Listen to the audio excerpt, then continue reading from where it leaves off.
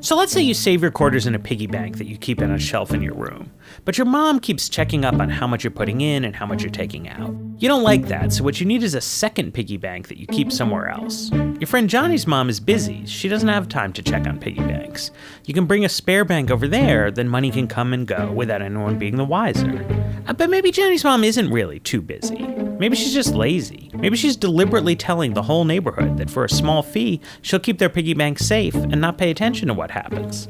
That's what countries like Panama and the Cayman Islands and other tax havens do. They have very weak regulations in terms of watching when money comes in or out of bank accounts. And they have rules that make it easy to form a corporation without disclosing who owns it. So basically everyone gets to write a fake name on their piggy bank.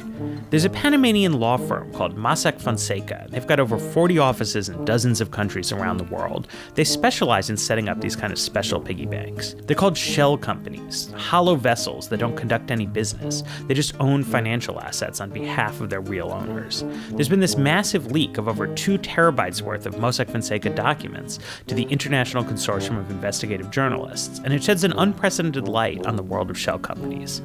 People can use these shell companies for legitimate reasons. Sometimes you just need privacy. But they're also really useful for covering up scandalous or embarrassing information. The Panama Papers show that close associates of Vladimir Putin have taken over $2 billion worth of assets and put them into offshore shell companies, and that the Prime Minister of Iceland actually held financial interests in bankrupt Icelandic banks, even as he was involved in political negotiations over what should be done with the banks. And the main use of offshore shell companies is avoiding taxes, because the government can't tax money that it can't find. One of the memos says, quote, 95% of our work coincidentally consists in selling vehicles to avoid taxes. These tax havens are usually small countries that could be persuaded to clean up their act, but so far political leaders in the big countries haven't wanted to make them do it.